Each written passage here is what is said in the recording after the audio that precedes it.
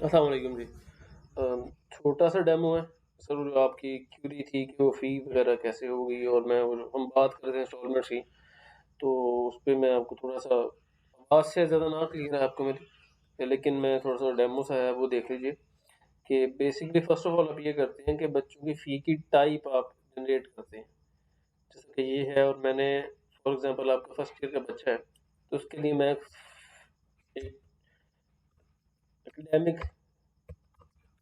फ़ी के नाम से एक फ़ीस की टाइप जमा करता हूँ, जो कि जनरल फ़ीस है। ठीक है।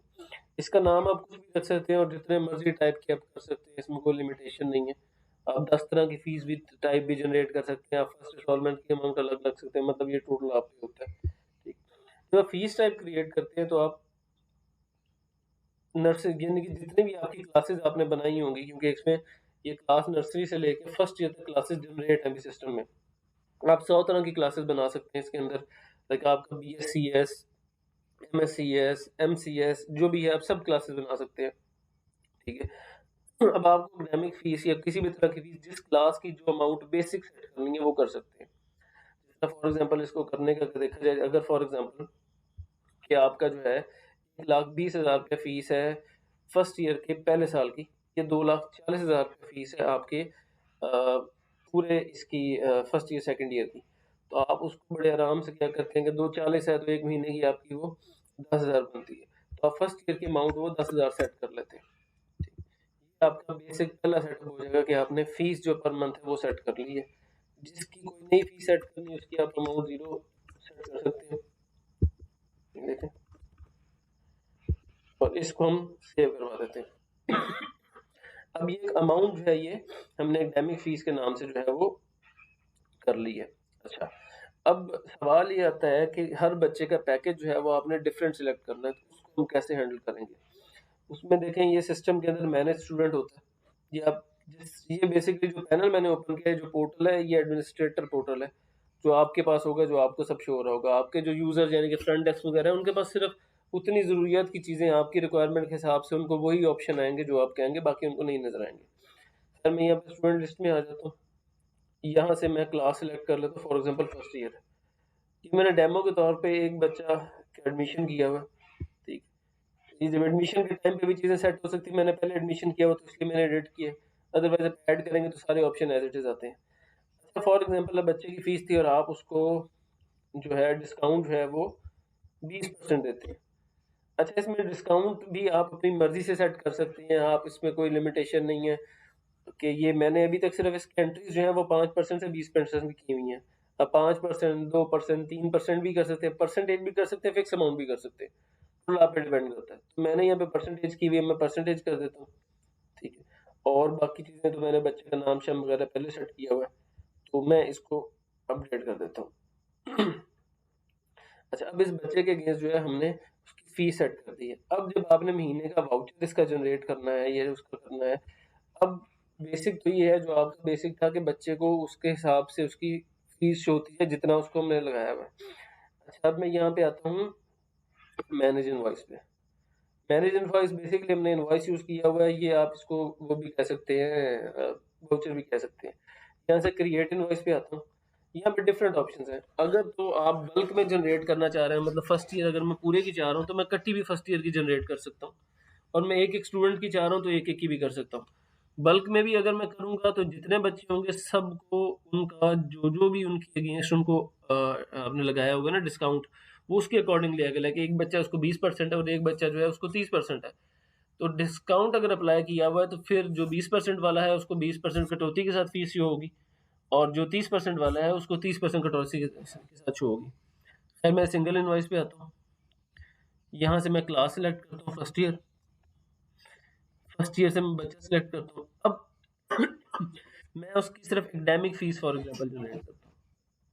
देखें जी, ये फीस की अमाउंट 10,000 रुपया थी। ठीक है। लेट फीस पे अगर इसका आपने क्या कहते हैं वो करना है, फाइन लगना है, तो वो अमाउंट में यहाँ पे होगा। तो लेट फीस आएगी तो ऑटोमेटिकली सिस्टम इससे 10,100 रुपया मतलब वो शो करवा देगा। ये किस महीने की फीस है, मैं वो महीना सेलेक्ट कर लेता हूँ, फॉर एग्जाम्पल नवंबर आ गया। अच्छा, इस नवंबर की ड्यू डेट क्या है, मैं ये देख लेता हूँ कि फॉर एग्जाम्पल नवंबर की जो है वो 11 तारीख की इसकी ड्यू डेट है। अच्छा, डिस्काउंट एप्लीकेबल करना या नहीं करना, आप इस पे यस करते हैं और ये जो इनवॉइस अनपेड ही रहता है स्टेटस, आप ये करके सबमिट करते हैं। मैंने जैसे सबमिट किया है तो ये देखें, ये इस बच्चे की अहमद खान के नाम से एक इनवॉइस जनरेट हो गई है। मैं इसको व्यू करता हूँ तो ये देखें, ये इस बच्चे की इनवॉइस जनरेट हो गई है, ये इसकी टाइप आ गई। अब ये देखें, इसको हमने दिया था 20% जो है वो क्या कहते हैं, सॉरी 20% डिस्काउंट लगाया था। 20% डिस्काउंट लगाया था तो इसलिए उसने उसकी फीस का जो वाउचर जनरेट किया वो 8,000 रुपए का किया, रादर के 10,000 का करता। तो अगर ये 10 बच्चे भी होते तो जिसको जितने जितने परसेंट लगा होता वो उस हिसाब से उसका वाउचर जनरेट हुआ होता। तो उसके बाद अगर प्रिंट करना है तो सेम वाउचर मैं इधर से ही इसको करूंगा, तो ये प्रिंट का बटन आ जाएगा, मैं प्रिंट करूंगा तो वाउचर प्रिंट होके आ जाएगा। ये अनपेड है, ये सारा है। अच्छा, ये जो वाउचर का स्टाइल है ये यही है, इसमें आपका लोगो चेंज हो जाएगा, स्कूल का नाम वगैरह चेंज हो जाएगा, बाकी एज इट इज इस तरह सारा, इसकी ड्यू डेट क्या है और सब चीज़ें क्या है। अच्छा, अब इसकी बात आ जाती है इसको पे कैसे करना था। फी कलेक्शन भी जाते हैं हम लोग, ठीक है, सॉरी मैनेज इनवॉइस पे, यहाँ पे ये बच्चे का स्टेटस है। अब जो आपकी क्यूरी थी, आप ये चाह रहे थे बेसिकली कि इसको जब पे किया जाए, देखें तो फर्स्ट टाइम वो जिस बंदे ने पे किया उसके अकाउंट में आया और उसके बाद अ, अगर वो जाके फिजिकली जमा करा देता आपके बैंक के अंदर तो फिर क्या कहते हैं वो बैंक में शो हो जाए उस बंदे पे ना आए। हम बिल्कुल ऐसा इम्प्लीमेंट हो सकता है, इसमें ऐसा प्रॉब्लम कोई नहीं है, लेकिन क्या ये अप्रोच एप्लीकेबल होगी उसमें ये है कि अगर उसी बंदे ने ये काम करना है कि वो खुद ही जाके करेगा और फिर दोबारा स्टेटस कर देगा, तो ये मेक श्योर कैसे किया जाएगा कि उसने जमा कराने के बाद स्टेटस उसका बैंक पेड नहीं किया और पहले ही कर दिया, ये चीज़ है। तो खैर इस पे आते हैं सर, इस पे बात करते हैं। तो अब मैंने अप्लाई फाइन कर दी तो उसने कहा कि टोटल अमाउंट इतनी है, ये पेमेंट मेथड है, मैं इसको कैश से लेता हूँ और उसके बाद मैं इसको नोट जो है मैं इसका इसमें नोट में लिख देता हूँ कि ये मैंने फर्स्ट ईयर की ट्यूशन फीस ली और मैं इसको सबमिट करा देता हूँ। अब ये इस बच्चे की जो है वो इनवाइस जो है वो प्रिंट मतलब वो इनवाइस पे हो गई है। अब मैं अगर मैनेज इनवाइस में दोबारा जाता हूँ तो ये देखें, ये अहमद खान बच्चा था, इसके इनवाइस का स्टेटस पेड हो गया। तो अगर आप व्यू करेंगे तो ये इसका स्टेटस जो है वो आपके सामने है कि ये स्टेटस पे हो गया हुआ है। अच्छा, जिन हम वाउचर्स की बात कर रहे थे वो अगर आप मैं आपको दिखा पाऊँ तो ये रिपोर्ट के अंदर मतलब डिफरेंट तरह की रिपोर्ट्स हैं। ये आपकी इनकम रिपोर्ट है कि आपके पास इनकम कैसे कैसे हुई है, आप साल सिलेक्ट करते हैं।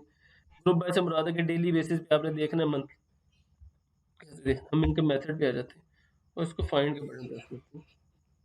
इसमें एक तो ये ग्राफिकल रिपोर्ट टाइप हो जाता है, लाइक अगर डिफरेंट तरह की, क्योंकि इसमें एंट्री एक है तो इसलिए ऐसे आ रही है, अदरवाइज ज्यादा होती है तो वो इस हिसाब से वापस होगा था। ये सारी क्योंकि जनवरी की सेल है तो ये इसलिए आ रहा है। बेसिक जो है वो टेबुलर रिपोर्ट पे आप आ जाए, ये बता रहा है कि जनवरी इसमें कैश अमाउंट इतनी सबमिट हुई है बस, क्योंकि मैंने ग्रुप बाय डाटा किया था तो सारी कैश ली हुई है। अगर जब मैंने वो सबमिट कराया था अगर मैं उसको चेंज करता और इनकम मेथड की जगह मतलब अगर वहाँ पे बैंक होता तो कैश कितना में आ गया, बैंक कितने में गया, वो सब शो होता। अच्छा, मैं सेम ये करता हूँ, मैं डेली करके प्रेस करता हूँ फाइंड। अब अगर आप इसको देखें तो ये नवंबर 10 को सिर्फ इतनी एंट्री आई है, आगे पीछे कोई एंट्री नहीं है, मैंने की नहीं हुई इसलिए नहीं आ रही, अगर होती तो वो आ जाती। इस तरह वो जो आप बात कर रहे थे इसकी, तो हम बात कर रहे थे आप स्टूडेंट जो स्टूडेंट लेजर की बात कर रहे, मतलब इसमें डिफरेंट टाइप की रिपोर्ट्स हैं, आप इसको प्रॉपर जो है वो देख सकते हैं। ये ड्यू फीस किस किसकी पड़ी है, किस स्टूडेंट की है, ये फी कलेक्शन रिपोर्ट हो गई। अगर आप इसको देखेंगे इसमें फी कलेक्ट कितनी हुई है, ये देखें, ये इतनी मैंने फीस कलेक्ट कर ली है, ये पेमेंट डेट के साथ सारी डिटेल्स आ रही हैं कि मैंने किस किस डेट पे किस किस की फीस जो है वो कलेक्ट कर ली। मतलब काफ़ी सारी इसमें बड़ी यूजफुल रिपोर्ट्स हैं, अकाउंटिंग बैलेंस रिपोर्ट है, अगर आप इसको देखना स्टार्ट करें तो काफ़ी यूजफुल चीज़ें हैं।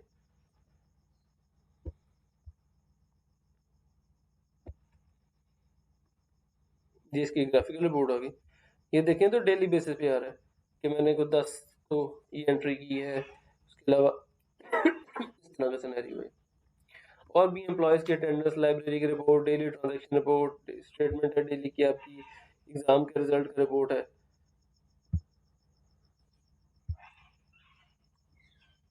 तो ये दिखा रहा है कि ये इतना क्रेडिट हुआ है।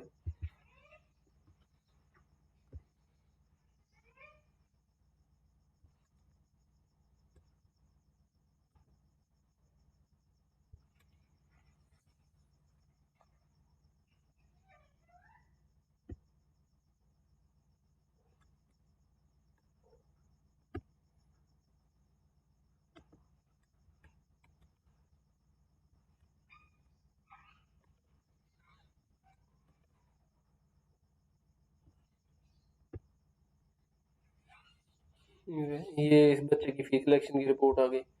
हम नर्सरी की अगर किसी बच्चे की देखना चाहें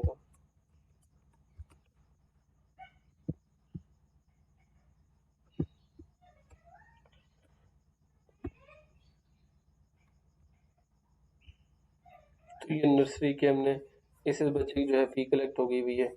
अगर ड्यू फीस देखना चाहें हम नर्सरी के ही बच्चों की, मतलब क्लास वाइज देखते हैं हम ज़्यादातर नॉर्मली नर्सरी। अली हमजा की देखते हैं फॉर एग्जांपल, तो ये बता रहे हैं अली हमजा की इतनी फीसें जनरेट हुई हुई हैं, ठीक है, जो कि क्या कहते हैं अभी इसकी पेंडिंग है, ठीक। तो ये कुछ रिपोर्ट बाकी बेसिक जो आपका था, जो मैं आपको बेसिकली बताना चाह रहा था वो ये था कि ये कैसे आप जो है फीस को मैनेज कर सकेंगे इसके अंदर। तो बाकी कोई और क्वेश्चन हो तो प्लीज़ बताइएगा मुझे।